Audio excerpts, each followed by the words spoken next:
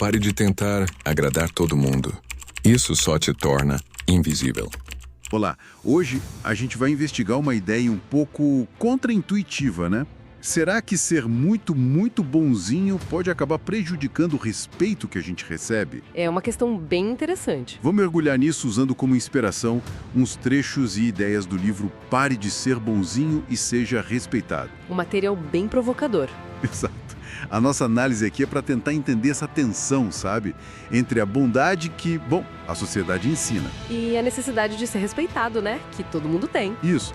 E vamos buscar umas ideias, olha só, em Maquiavel, aplicando o pensamento dele não na política, mas na vida pessoal. Uma adaptação curiosa, mas que faz sentido em alguns pontos. Tem até uma citação dele que já dá o que pensar. Todos veem aquilo que parece ser, poucos sentem o que és. Forte isso, hein? Fica essa pergunta no ar. É uma pergunta fundamental. E aí vem a questão principal. Essa é bondade que a gente aprendeu, né? Aquela coisa de evitar conflitos sempre, nunca dizer não, tá sempre agradando. Sim. Isso pode ser uma cilada. Porque, olha, tem muita gente que se esforça horrores para ser assim e no fim se sente esgotada, sabe? Esgotada e invisível, muitas vezes. Sem o reconhecimento que esperava. Exatamente. Essa dinâmica é bem comum, infelizmente. Essa bondade mais passiva, ela pode levar a um apagamento da pessoa, da identidade dela. Apagamento. Boa palavra. Ironicamente, a perda de respeito. O próprio Maquiavel, falando lá dos príncipes, ele tocou num ponto universal. Ele disse algo como: um homem que quer agir sempre virtuosamente está fadado à ruína entre tantos que não são virtuosos. Quer dizer, ser ingênuo não ajuda muito no mundo real. Exato. A ingenuidade pura, mesmo com a melhor das intenções, nos deixa vulneráveis. Porque o mundo, vamos ser sinceros, funciona muito na base do interesse, da percepção de força, não só de boas intenções. Entendo. Lembro de um caso que o material de origem discute. Um profissional super competente, mas que nunca dizia não. Resultado: Acabou sobrecarregado? e ressentido, e no fim foi menos valorizado que outros colegas que sabiam se impor mais. É complicado. E essa mania de agradar, isso geralmente vem lá de trás, né? Da infância. Muitas vezes sim. Aquele condicionamento para ser aceito, tem que ser obediente, quietinho, engole o choro, seja bonzinho, essas coisas. Exatamente. E psicologicamente falando, o que tá por trás disso nem sempre é empatia de verdade, sabe? Muitas vezes é medo. Medo? Medo de quê?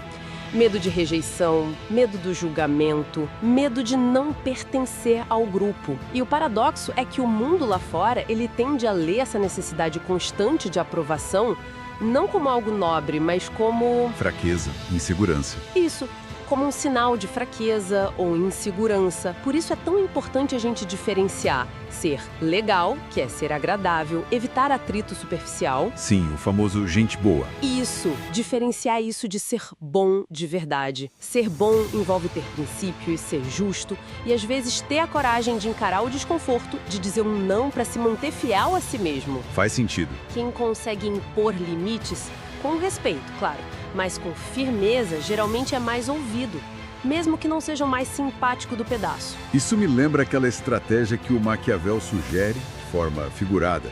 Combinar a astúcia da raposa... Que percebe as armadilhas, né? Exato. Com a força do leão, que impõe respeito, que afasta as ameaças. Mas veja bem, não é para ser cruel ou manipulador, certo? De forma alguma, a ideia não é essa.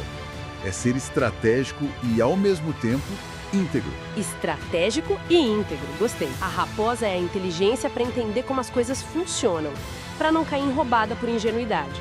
O leão é a coragem de se posicionar, de defender seu espaço, seus valores, de pôr limites. Não é para atacar, mas para não ser passado para trás. Exatamente. É ter força interna para não ser explorado ou subjugado. E isso está ligado diretamente a como os outros nos percebem. Voltamos àquela citação do início. Todos veem o que parece ser. Então não basta só ter boas intenções guardadas, né? Não mesmo. A forma como a gente se apresenta, a nossa postura no mundo, isso tem um peso enorme. O mundo reage a isso. A imagem que a gente projeta. Precisamente. E construir essa autoridade interna, ela não vem de gritar ou de ser autoritário. Vem da clareza dos nossos valores, da firmeza tranquila na hora de comunicar um limite, da presença que demonstra a autoconfiança. O objetivo, então, não é dominar ninguém. Não. É parar de ser dominado pelo medo de desagradar. Esse é o ponto. Entendi. Isso tudo coloca a gente numa encruzilhada, né? Que parece bem fundamental e, vou te dizer, desafiadora. Qual seria? Continuar buscando a aprovação dos outros o tempo todo ou priorizar a própria liberdade, a autenticidade. É o dilema central, sem dúvida.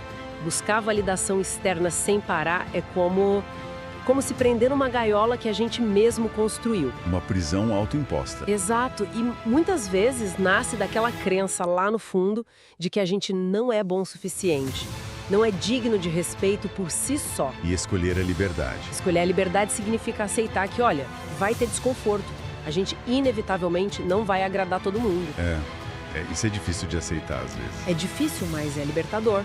Significa ser leal à sua verdade, mesmo que isso signifique rever alguns relacionamentos ou até afastar gente que só valorizava a sua submissão, a sua conveniência. O respeito de verdade vem daí então. O respeito genuíno, tanto nosso por nós mesmos, quanto que vem dos outros, ele floresce dessa coerência, da coragem de ser inteiro, sabe? Entendi. Então, recapitulando aqui nossa conversa, a gente começou desconstruindo aquela bondade meio passiva. Vimos como ela pode virar submissão. Depois, exploramos como a estratégia inspirada em Maquiavel, da raposa e do leão, pode ajudar a cultivar o respeito. Sem precisar ser agressivo. E chegamos nessa escolha crucial: buscar aprovação ou buscar a liberdade pessoal. Exatamente. E a mensagem principal, eu acho, é que o respeito que vem de fora, ele raramente aparece antes do autorrespeito. O respeito começa dentro da gente. Começa dentro. Então fica aí uma provocação final para quem está ouvindo a gente refletir. Qual é o preço que cada um está disposto a pagar pela liberdade de ser autêntico? Em contraste com aquela segurança, que muitas vezes é ilusória, de tentar ser aceito ou querido por todo mundo. Uma escolha e tanto. Com certeza. A transformação de verdade começa quando a gente escolhe ser fiel a si mesmo, mesmo sabendo que às vezes isso vai significar desagradar.